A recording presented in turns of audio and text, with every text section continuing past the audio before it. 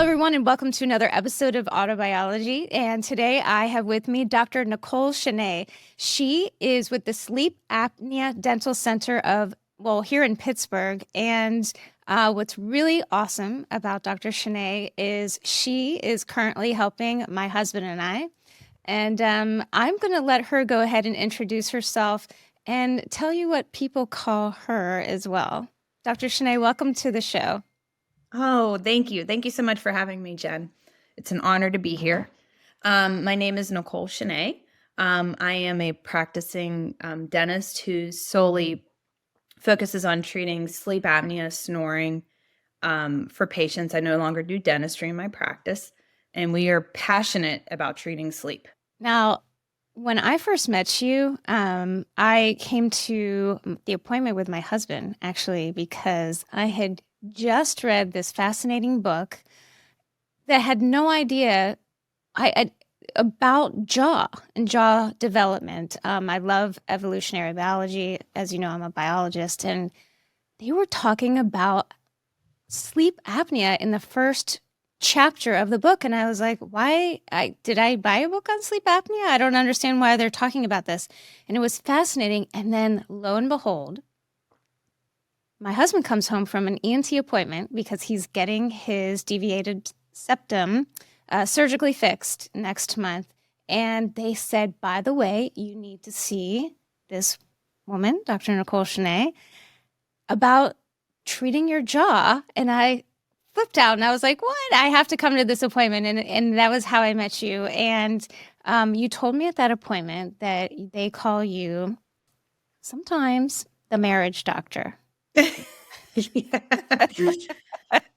Well, think about it. You have the person who has sleep apnea who is not getting great rest every single night.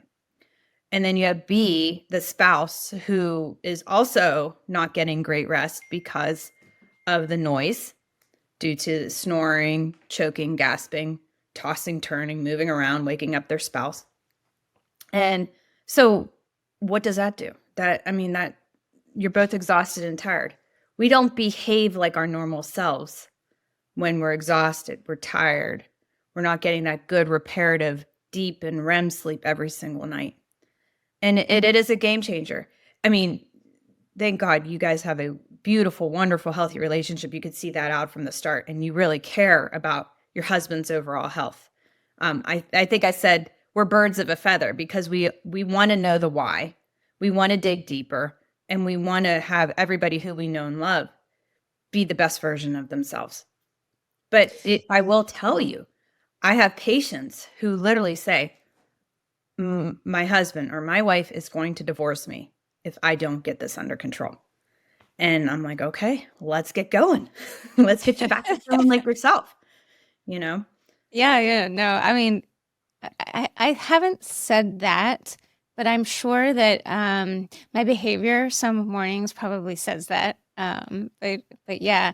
Now before we get to talking about myself and my husband, Jim, what I thought was super, I want to back up a little bit. Like, how in the world did you switch from, regular dentistry into getting into such a specialized form? I love everything that dentistry has to offer. I love education. And early on in my dental career, I took a wing towards orthodontics. And of course, my first two were toddlers, babies at the time. And that segued training on orthodontics, the way I was trained by Dr. Jay Gerber. Basically, if we don't have a good airway, if children are not breathing well, meaning huge tonsils and adenoids, bad allergies, etc., then they are mouth breathing. And as they sleep, all their teeth, everything, their palate, everything's collapsing in. And then that's making their sleep disordered breathing worse. So in the child, from day one as I was trained, we had to form those relationships with our ear, nose, and throat physicians to coordinate care to get these children breathing better. So that segued me into then evolving under doing a sleep mini residency with Dr. Dennis Bailey, who was based out of UCLA at the time, but actually brought his whole mini residency program over here to the East Coast, which worked out great for me at the time because I was pregnant with my third son, Rocco. So the other thing that happened too is that my own dental patients were saying to me, hey, I've tried the CPAP. I can't wear it. Can you just make me one of these oral appliances I'm reading about? And after I had about 4 or 5 of those patients say that to me, and this was back in like 2011, this was, about 13, 14 years ago, I felt I had to do this for my patients. The other thing is there's not a lot of us providers that do this. And at the time, there's only one other dentist in the Pittsburgh region who was doing this. And I always wanted to specialize. And I just said, you know what? If he can do it, I can do it.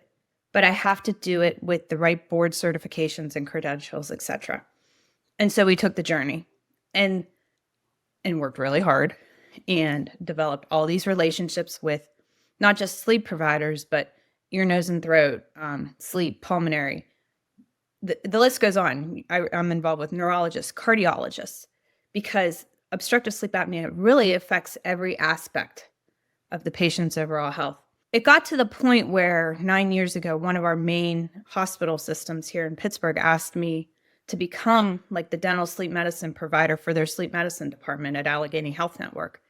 And when that happened, I just knew in my heart of hearts, it was really difficult for me to close the doors on the relationships I have with my patients in my regular dental practice. But I needed to serve this need that was in our community to take on the volume of patients we have that need this appliance. Sure. So at that time, that's when I hung up my handpiece. I retired from regular dentistry and then really had all the time, effort, and energy to focus on oral appliances to treat obstructive sleep apnea. One of the reasons that I was so excited to talk to you and that I've been like telling everybody about this interview, oh my God, you have no idea, is the collaboration between different specialists.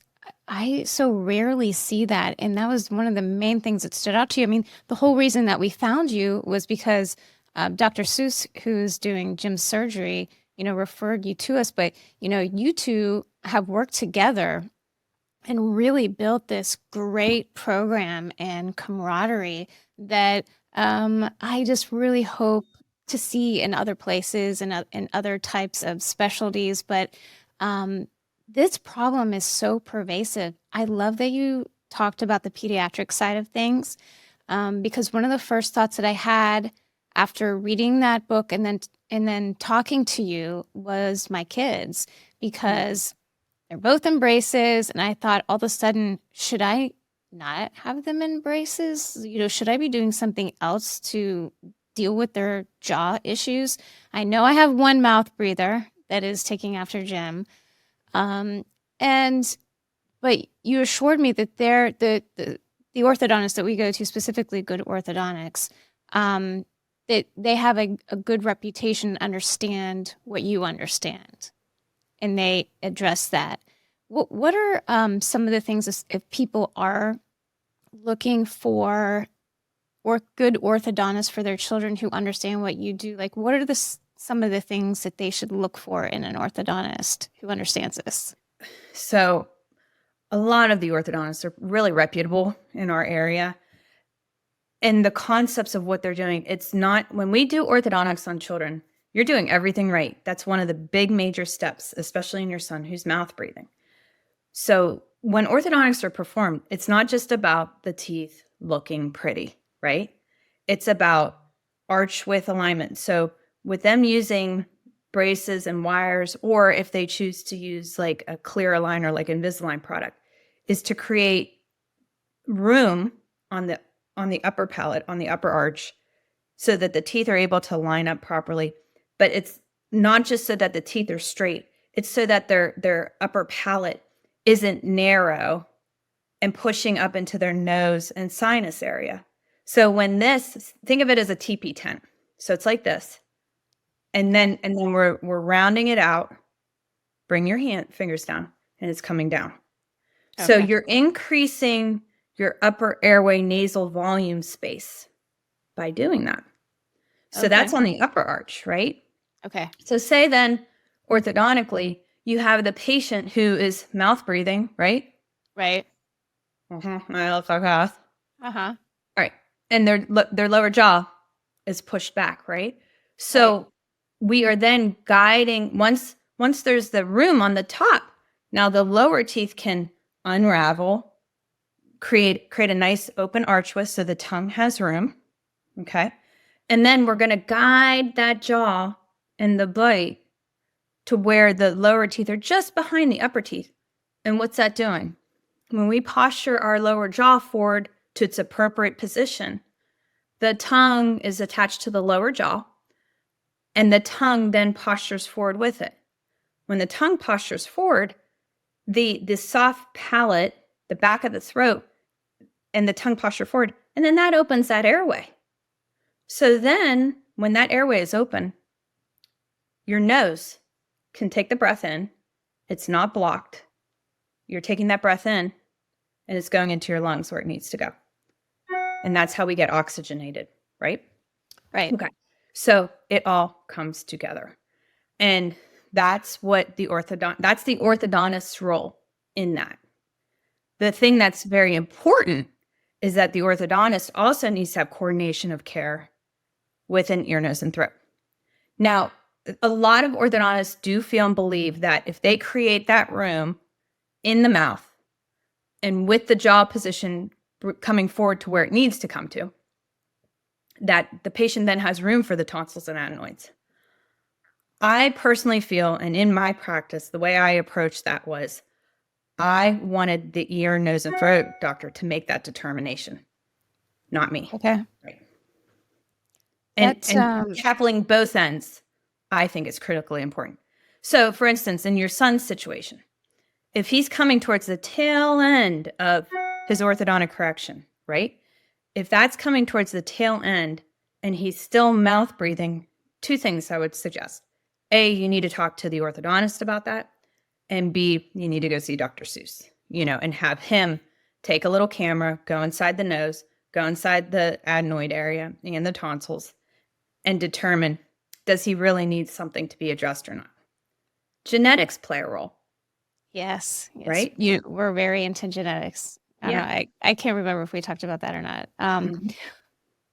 So that's interesting because I bet you a lot of families don't understand why when they go in for an orthodontic consultation, why they do take x-rays of the airway and they point that out. I did not at first understand, and they did point out to me, your son does have a narrow airway and we need to watch that. I had no idea. And I mean, obviously now I totally get it, but I'm so wanting to get this information out to people who have no understanding that it's a much larger problem than just, like you said, making your teeth look pretty. Like Right. there's, it impacts everything. Oxygen, we need oxygen. All right, so now let's transition a little bit because you did something else in the appointment with Jim that I absolutely loved. And I almost wish I could have videotaped it because it was so amazing. You opened up his mouth and you looked at his teeth and you said, "Oh, Jim, your mouth tells me such a story. Let me tell you the story that your mouth is telling me." And you went through and you described the state of not only his teeth, but of his mouth and how you could see that he had not been breathing correctly since he was a child. You could see that in his mouth. Can you explain to the audience like how you're able to decipher that story? Sure. So you just hit the nail on the head. I say every mouth tells me a story. So what do we see in evidence of sleep disordered breathing? Number one, we see the person who as a child was mouth breathing. And so they had upper palatal collapse. And I explain it to the patient like your upper palate looks like a teepee tent rather than like a just a nice rounded oval conical, I mean, it's a teepee tent. It's very narrow. And then the teeth are so crowded in. Well, they didn't just do that on their own. They did that because when somebody's sleeping, your tongue is supposed to be up in your upper palate, taking shaping your upper palate as a developing child and baby. So what step one, I could see, oh, he never breathed through his nose since he was a kid. He has significant palatal collapse. His teeth are crowded. So then what do we start to see? Then we start to see on the teeth, we start to see pretty heavy wear facets, worn down teeth, cracked teeth, chipped porcelain on crowns. And then, so why do we do that? So when the body is fighting for air, your own body goes into fight or flight and says, breathe, Jim, breathe. And so after he has had that collapse, no breath, 10 seconds or longer, so his body is naturally going to thrust the lower jaw forward. I call it nature's CPR. So with the clenching and the grinding and the thrusting the jaw forward overnight, what you're doing is your body is naturally doing CPR to open that airway. I love that. Nature's CPR. That's a great CPR.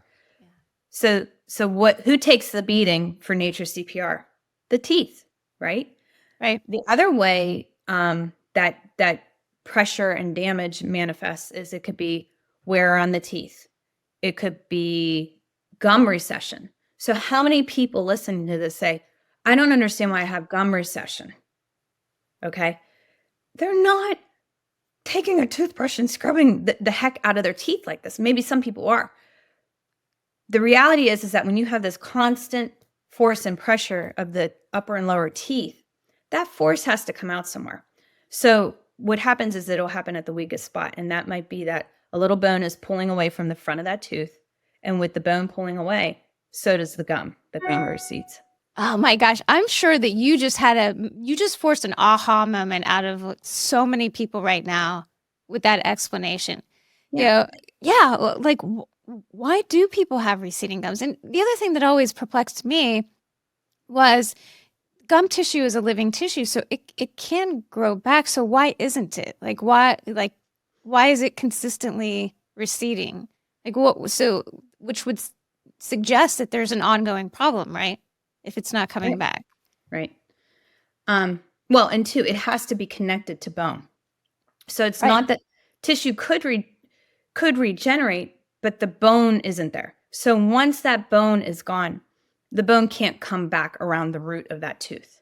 There's bone and there's what's called a periodontal ligament, and there's a teeny little ligament between the bone and the root of the tooth. And once that gets melts away, it can't come back. Okay. And the other thing that can happen is it's all how that mouth manifests the stress and pressure of the clenching and grinding, is that we can actually grow extra bone inside, and it's mostly on the lower jaw where the tongue is. And so the clenching and the grinding, it's like, okay, so you had a 2x4 and you have a hammer and you have a nail and you're pounding that nail in. Right. Well, that 2x4, that wood is going to splinter somewhere. So how that particular patient manifests it is they start to grow bone and grow bone. Well, guess what? Those little extra bones at the floor of your mouth, they're blocking where your tongue needs to lay down. So then the tongue comes up and back and towards the back of the throat. And so is that where all those little bumps are? Because I have them. Because I used to grind my teeth really bad at night. Just, in your lower jaw, you can feel them around below your tongue, those little bumps. So that's what that is? Yeah. From? Yep. That's what it is. So often patients will go, oh, my mom and dad had those. Those are just genetic. And I go, well, your mom and dad probably have some type of obstructive airway breathing, which is genetic. So, all these other symptoms, yeah, you did get it, but it's not like you just had it. It arose because of the obstructed airway breathing. And they were really stressed. Probably, maybe. Well, and the body is stressed. Yeah. The body is stressed, right? Yes. So that's the other thing. People go, well, I'm stressed out. I'm not sleeping well because I'm stressed out. Which happens. Happens to me. Happens to you. Yeah, it happens to everybody. But like I said, I don't think that people understand what your mouth goes through as a result of all of this stress or poor jaw development. Not only do you specialize in sleep apnea and the devices, but you took it a step further because you recognize that the standard device that people are starting to use to fix this might not be the best device.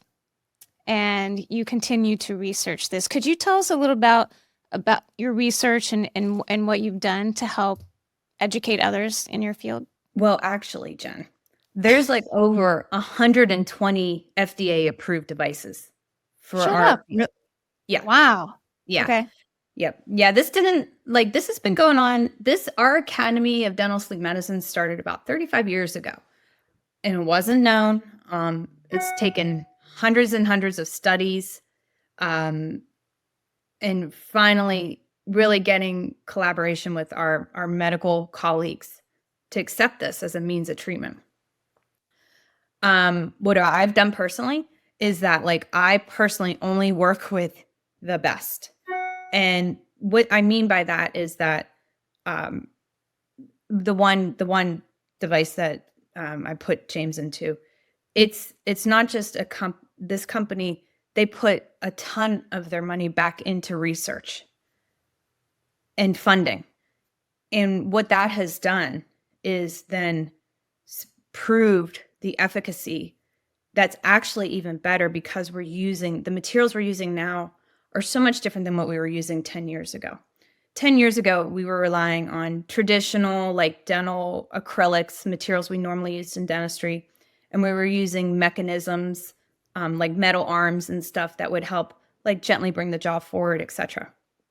Now, with the appliance I gave Jim, that is a medical grade device. And what that means is the material is medical grade.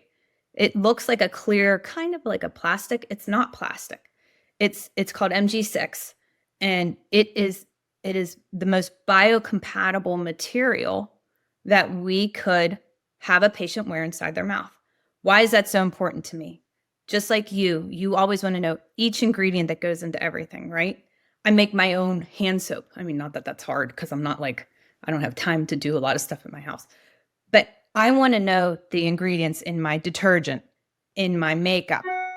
I want to know that everything that I put into a patient's mouth is the healthiest material that I can have. It's inside their mouth.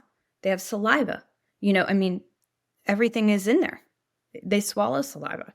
So with that biocompatible material, there's no micro leakage. So there's no absorption, there's no porosity of the material, meaning it won't absorb bacteria, viruses, staining, etc. So it stays very clean with simple cleaning techniques and stuff like that. So I opt to do that. And the other thing is that now these appliances are now 3D printed. Artificial intelligence helps make them. The way we take our impressions when you're in our offices, it's all technology. So there's digital scanning of the mouth, which the accuracy is just so much better than when we used to do traditional goopy impressions that a lot of patients get anxious about because... Yeah, that's really cool watching you do that. You just wave a wand around the mouth and it just magically appears on the screen. It's a 3D image of his mouth. It was crazy. Right. And so all of those things add up to better materials, better fit. The lovely thing is that if a patient loses say their upper tray or their lower tray or a dog eats it or whatever may happen, it's in a cloud. And literally I send in a request to my lab. They push a button, it gets milled out, shipped out, and it's back in the patient's mouth within 2 weeks. Oh, wow. So the technology is soaring with it. All right. So let's talk about Jim. Okay. I'm sure he appreciates this. Yeah, I'm sure. Oh, trust me, I'm sure he does. If I can, I'm going to try and beg him to kind of, insert a little testimonial of, we'll see what happens. I don't know what I have to do to get that out of him, but okay. So he went to Dr. Seuss. Dr. Seuss said, you absolutely have to see Dr. Chenet. In the meantime, we're going to do a sleep apnea study. Mm-hmm. And what we found with his sleep apnea study was when he was sleeping on his back, he stopped breathing It was crazy. What was it, like 150 or 300 times an hour? It was insane amount. I can't remember exactly what the number was. I remember it was over 100, but he literally stops breathing every hour that many times. And then it started to make sense to me of why he sounded the way he sounded when he sleeps or was attempting to sleep.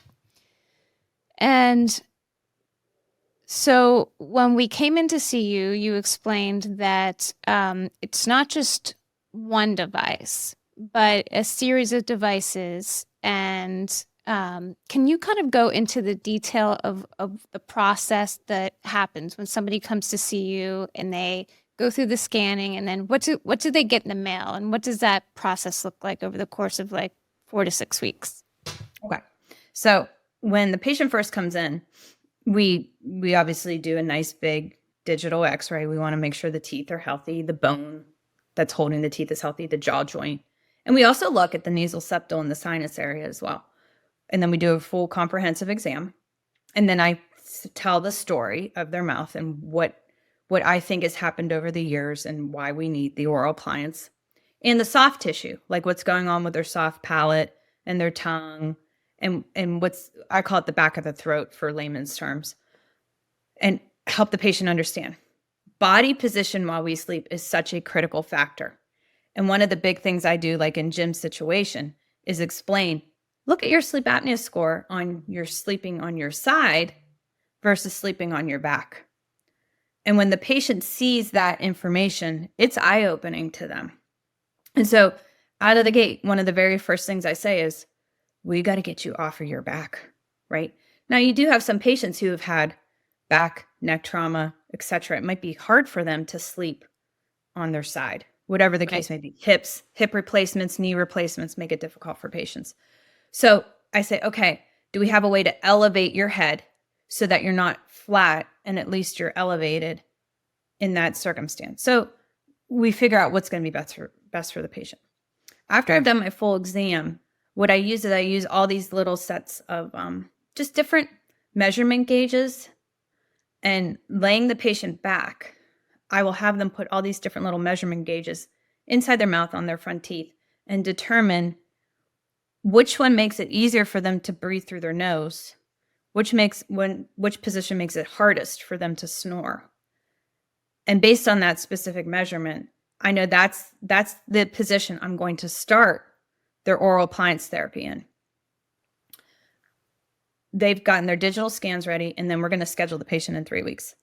Nothing gets shipped to the patient in the mail. This is all, I have to assure that when the patient comes back in for their next appointment, that things fit properly, nothing's painful or uncomfortable, and that they're going to be able to wear it, you know. And I really say to the patient, don't, you know, I need you to tell me the truth. Don't, you know, some people are afraid to speak up. And I say, this is your appliance. This isn't my appliance. You got to make sure it feels right to you. And we get, you know, and typically most of the time they fit great. Things are good. They also were going to get in his situation, in that design, which is probably the one main appliance I use the most right now because it works for pretty much everybody. You actually get multiple upper and lower trays, and each one of those with the little side wing that holds the jaw forward has a specific measurement. And so each time you change it, it's just bringing the jaw forward by 1 millimeter. But 1 millimeter in the front relates to 4 times the amount of volume space in the back. Oh, I didn't know that.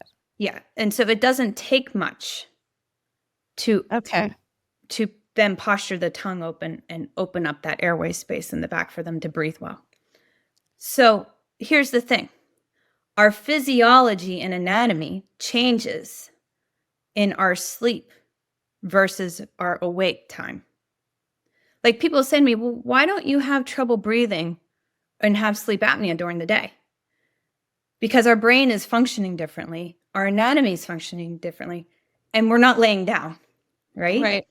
And as we go into deeper stages of sleep, and I don't know if you know this or if your audience knows this, but when we go into our REM sleep, our whole body paralyzes. Yes. Everything paralyzes. And that sounds like a scary thing, doesn't it?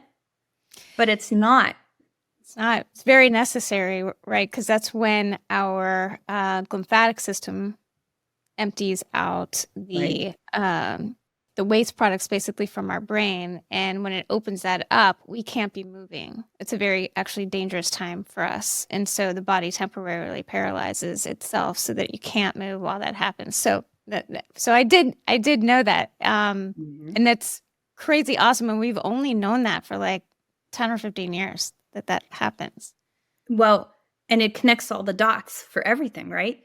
So when somebody's laying down and their body's paralyzed and they have a tendency towards structures that are cutting off their airway, in REM sleep, that can get significantly worse. So that's why I have so many patients that'll say to me, I'm up every hour and a half. Mm. I'm up every hour and a half. So if they're in lighter stages of sleep, they're not as obstructive, right? Right. Your body is trying to go into REM, and it really, then the airway collapses because everything's paralyzed. So then guess what the body says? Wake up. Wake up. You're not breathing. Okay. So the goal of therapy for me is open the airway, get them that good, delicious, wonderful body repairing deep and REM sleep that they need.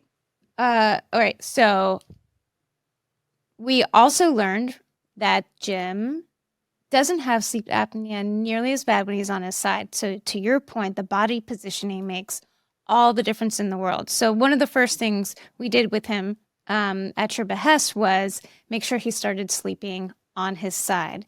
And there's actually all kinds of devices you can buy on Amazon that you turned us on to that, while we're kind of retraining him to sleep on his side, it makes it kind of impossible for him to roll over on his back. So that was one really cool thing that we learned. Um, Would you like me to what? mention? There's Yeah, go ahead. one of my new favorites on Amazon. If you type in magnetic ball for side sleeping. Now, that thing that's a funny question that I have to ask, like my Yeah, male patients mostly. Not, I mean, I treat a lot of males and females equally, but a lot of men don't sleep with an undershirt. So have to say to them, I'm not, I'm asking you this weird question, but do you sleep with or without an undershirt? And if you do sleep with an undershirt, it's on Amazon, $25. I'm mad I didn't come up with the idea. And the ball splits in half, and there's a magnet on either side. And you put the one half of the ball inside the undershirt, on midway in your back, and then you connect the other half of the ball onto the outside of the undershirt.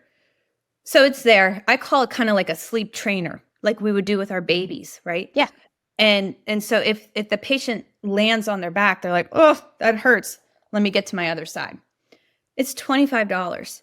It's a very simple solution, even for somebody who's in the process of maybe, hey, they're scheduled for that sleep doctor, they're waiting for their home sleep test, or they're like, why do I feel so terrible in the mornings? Just keep, tonight, take a body pillow, take something, put it behind you. You could say somebody doesn't wear an undershirt at night, or they sleep without any clothes potentially. right, So maybe taking a sock and putting some golf balls or tennis balls in it and pinning it to the sheet so that if they land on it, they're going to get to their other side. right. Right? Right. Yeah, that was something that Dr. Seuss had suggested. Yeah. I like your method better. But and to your point, he would wake me up probably 6 times within the first hour and a half we would go to bed, snoring. So, and not just snoring, but like, I mean, choking for Mhm. breath. Um, so that was a really big deal. Um, so we got his devices, and we started with the smallest one. And one of the things that I thought was interesting was when you were fitting him for these and you were doing the measurements, even in your office when you laid him down on his back and you had him put something in his mouth and close his mouth and you were taking measurements, it was hard for him to breathe through his nose. And it was very obvious that he has barely ever done that. And one of the things that you had said was make sure you try and clean out, your nasal passages and stuff before you go to bed, because we're basically going to start forcing your body to breathe through its nose, and we need it to be open, and accessible.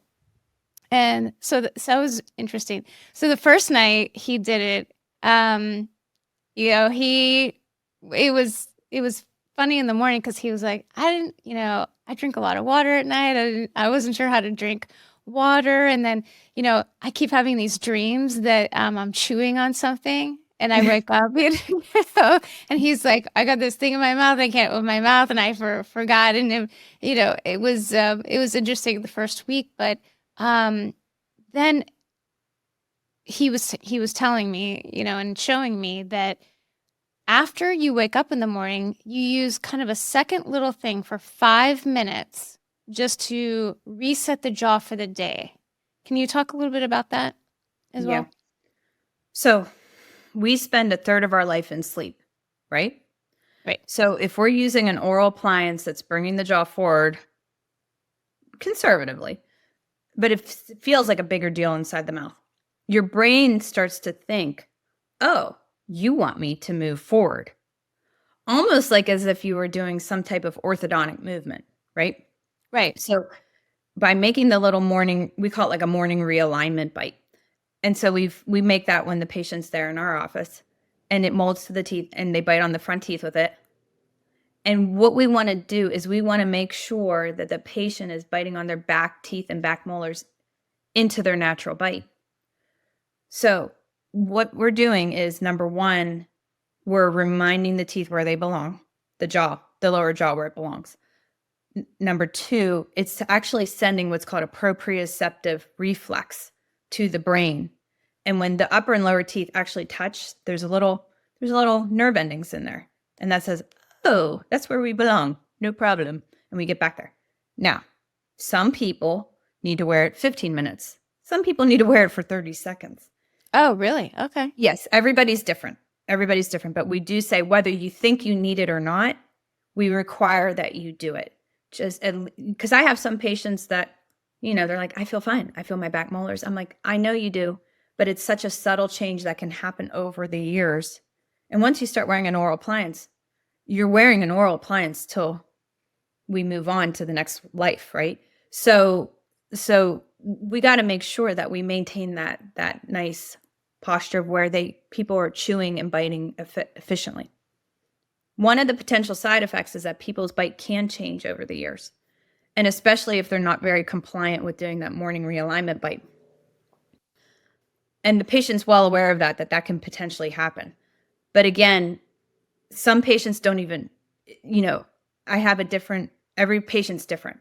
So some patients might feel like, hey, I'm fine. I didn't even notice that my bite changed.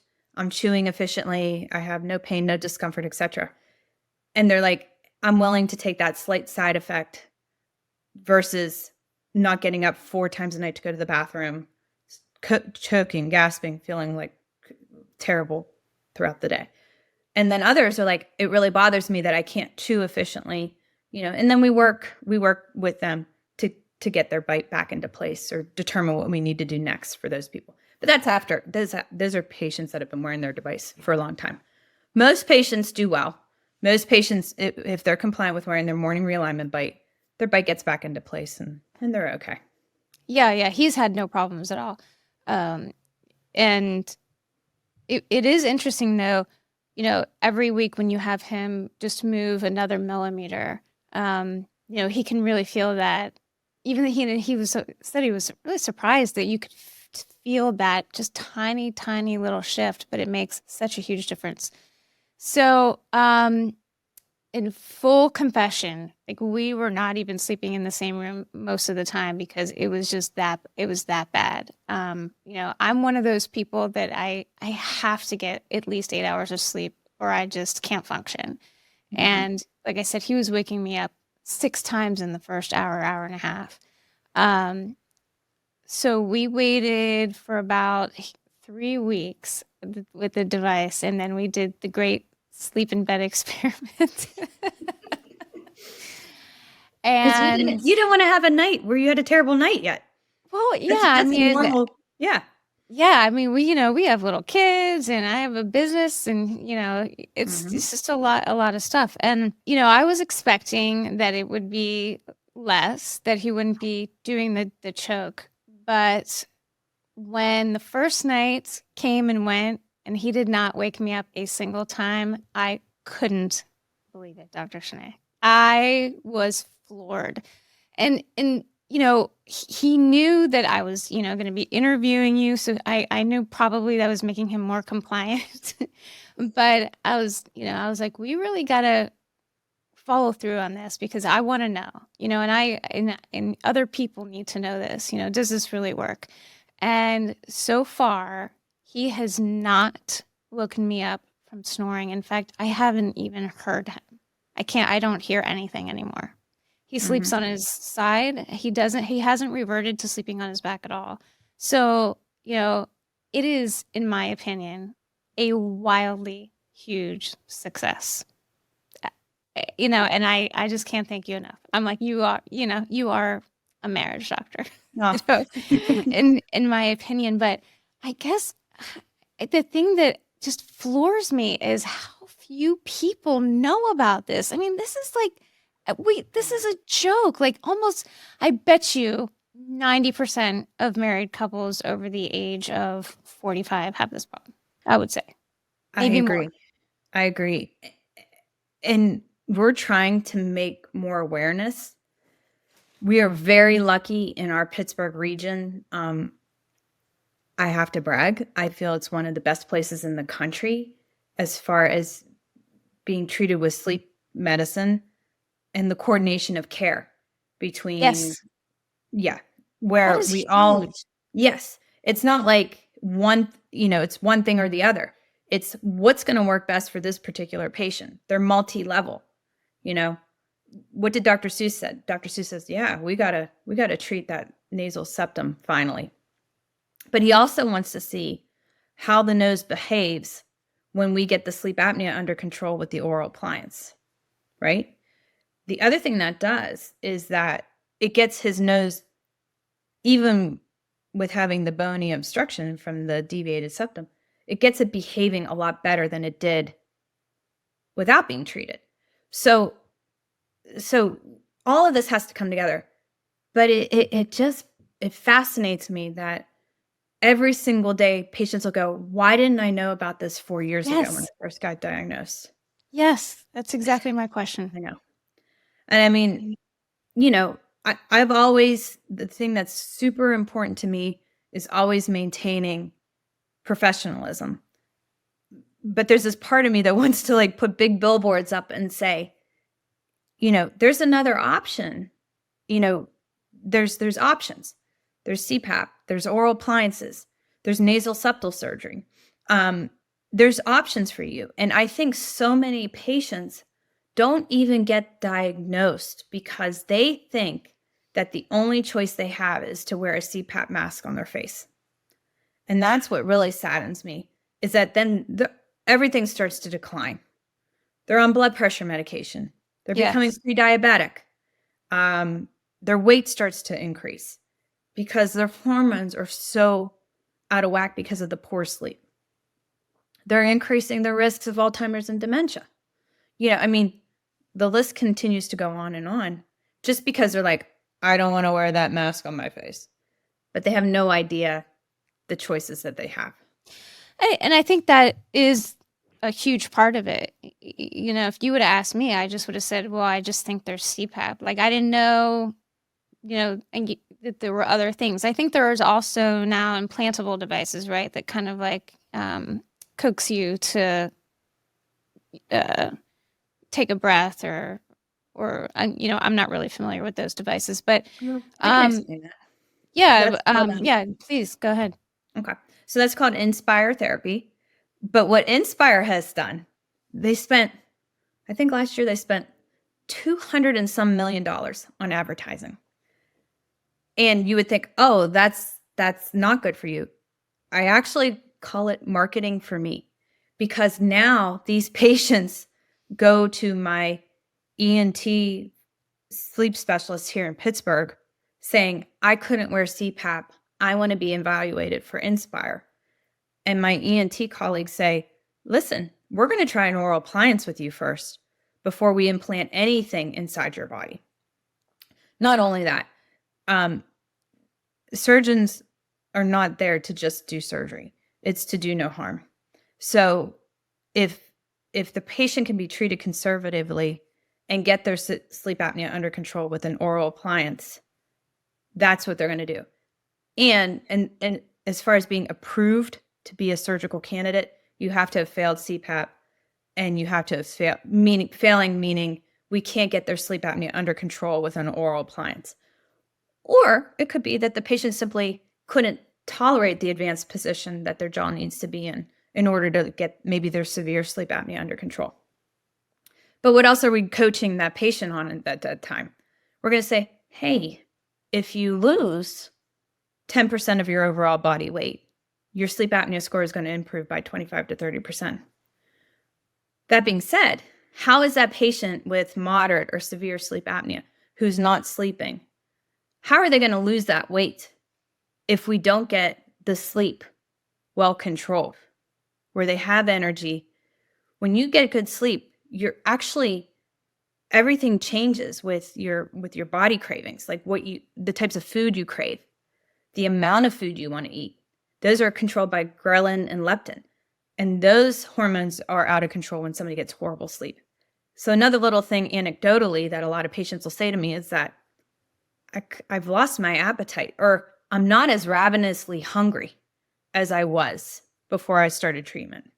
So they recognize it regulates, they self-regulate, and they feel full appropriately. But they also kind of change their eating patterns because they're not craving comfort foods. You know, like when we're sick, I'm Italian.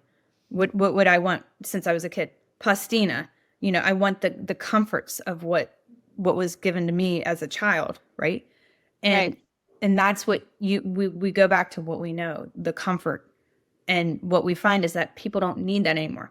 So this person who thinks, oh, I'm going to go and get this surgery.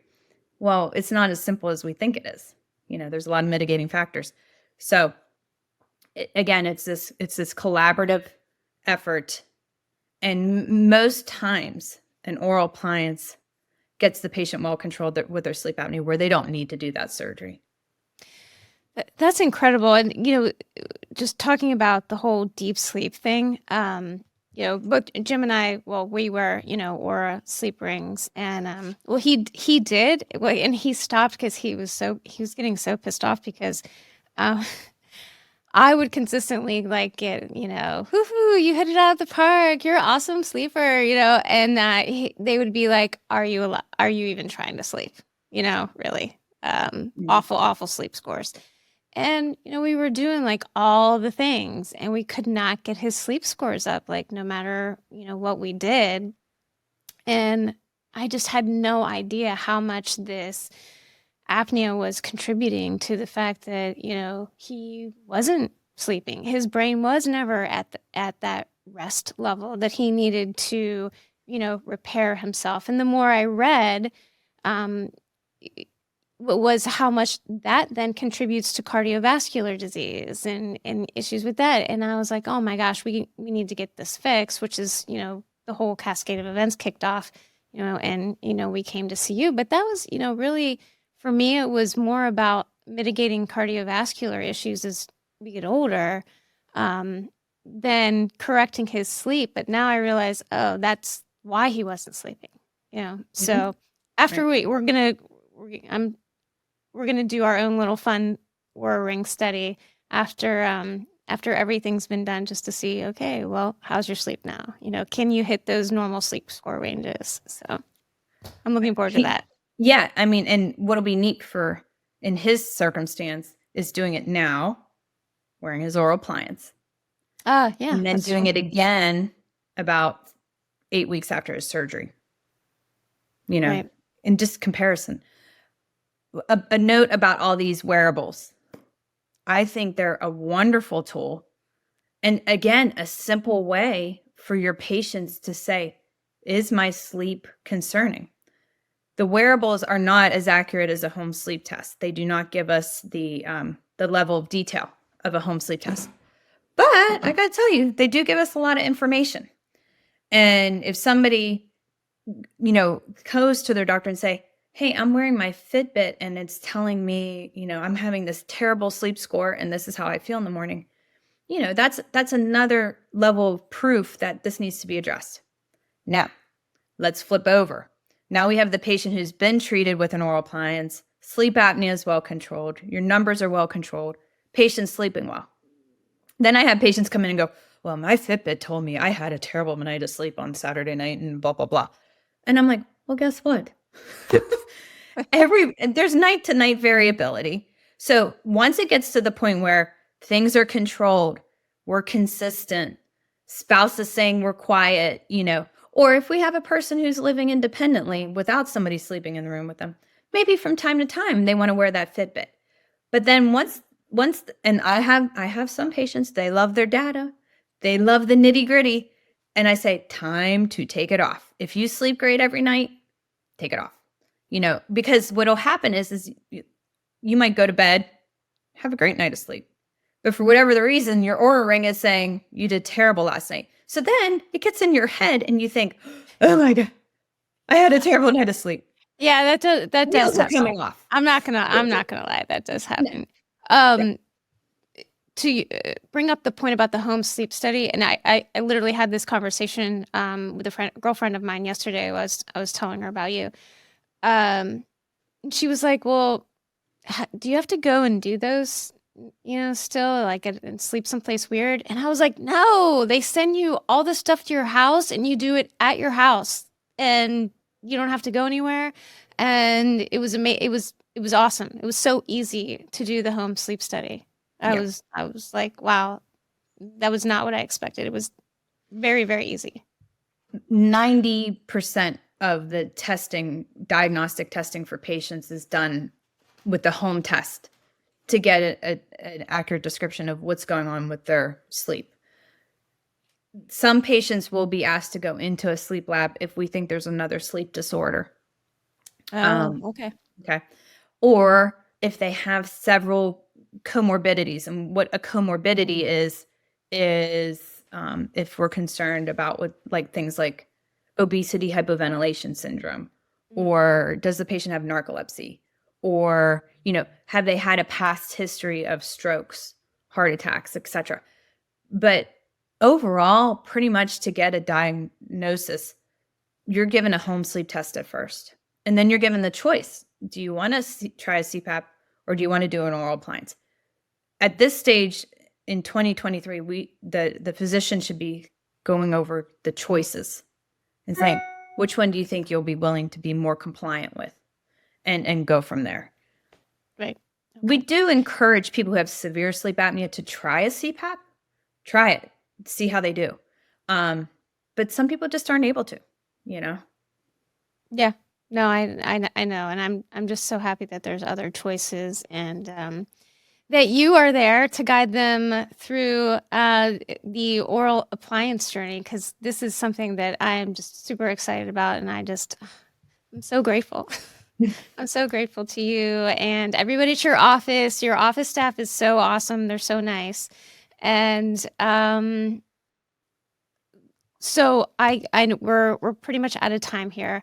If people want to learn more about this, let's say they're not in Pittsburgh and they want to bring something like this to the attention, their physician, what should they do? How can they go about that? We have there's a couple academies, but our main academy is called the American Academy of Dental Sleep Medicine. And you could type that in on your web browser. And what's great about that is they have a lot of resources for patients, and it'll say for patients. And the other thing that's really awesome is that you can type in your zip code and find out what dentists are providing this service in your area or region. And you can do that, as a 25 miles, 50 miles, 100 miles, depending on where you are in the United States. And the thing that's important is that you could see the provider's level of education. So it'll show you if somebody's like boarded, where they became board certified, which means it was required we do a volume of patients. We had to hit certain levels of education, and take a board exam in order to pass it to become a diplomat of the American Academy of Dental Sleep Medicine. Other ones who have really wonderful credentials are ones that are trained in what we call craniofacial pain and TMJ, and they have a really deep understanding of how it all connects with jaw pain and head and neck pain and obstructive sleep apnea, because it all goes hand in hand. I would say that is your best resource to connect you to somebody within your region, and to also maybe even print out a little bit of literature if you have a medical provider who maybe doesn't think or know of the resource, at least within a decent driving distance of them to refer to.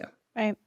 Now, I know we found you through, obviously, referral through an ENT, but do people here in Pittsburgh, can they make an appointment with you directly and start with you? I only will treat the patient after they've had a sleep study. So Okay. patients do schedule with me directly, but they've already been diagnosed. They've already had a sleep study. So let me say, I will also treat patients who don't have sleep apnea, but they have all the symptoms of sleep apnea. So they may not have sleep apnea, but they snore, they wake up, they get up to go to the bathroom, they have headaches in the mornings, and they just don't feel good. But medical insurance only covers patients for the oral appliance who have a diagnosis of obstructive sleep apnea. When somebody doesn't have a diagnosis, it is an out-of-pocket cost. And we go over all of that with the patient. Okay. But you can diagnose sleep apnea from a sleep study, or do they have to go through an ENT first? They can get a home sleep study and a diagnosis through their primary care, Okay. ENT, neurology, psychology, cardiology. All of those physicians are ordering home sleep tests to get the patient diagnosed.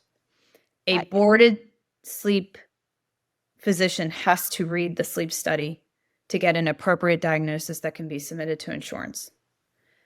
As a sleep dentist, I do not order a sleep test and get that person diagnosed. Does that make sense? Yep, that makes sense. All right. So I see. So you kind of come in once that diagnosis has been established. Mm-hmm. Or if they don't have the diagnosis, they can still come see you, but insurance, plays a factor, with those patients. It does. But I mean, I couldn't stress and reiterate, I don't have sleep apnea, and I wear an oral appliance every single night. And so does my husband. And, you can see I have a teeny little jaw. I have a tiny little jaw. I look like everybody in my family. And by bringing my lower jaw forward, it just postures my airway open just enough that I don't have a little bit of sleep interruption. I don't toss and turn at night. What else is happening? I'm approaching 50. We're in perimenopause. And I mean, you and I could go on, and maybe we'll do this another time. The hormonal changes affect the tissue quality, and our tissues become a little more floppy when we lose progesterone and estrogen in females. In males, the testosterone change affects that as well. So I might not have sleep apnea now. Give me 5 to 7 or 8 years, and I might tip in to having a little mild sleep apnea. And you would think that's not a big deal, but it impacts the patient greatly who knows what healthy, good quality sleep is. Mm. And then now they don't get it. And they're blaming everything on menopause.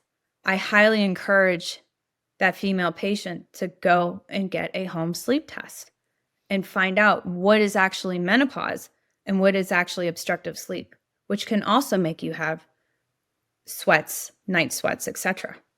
We can help improve those as well. Wow. This is really interesting. It's funny because you were talking about the Oura Ring and like not always relying on that for your sleep, but you know what? I rely on it to track my temperature, because being in perimenopause, I feel like I have no idea what is going on with me. And I'm like, it's been really eye-opening watching my temperature change over the course of time, and it's not super cyclical anymore, and and then all of a sudden it is, and I just think I love data. So this is truly interesting to me, but I'd never heard about the sleep apnea and menopause thing. So yeah, that might be whole nother discussion. All right. I have taken up way too much of your time. This has been an amazing discussion. And I just can't thank you enough. You've really made my bedroom more interesting. And and probably saved my husband's cardiovascular health as well. So thank you so much, Dr. Nicole Chenet. It was great having you. Thank you. Thank you so much. It's been an honor.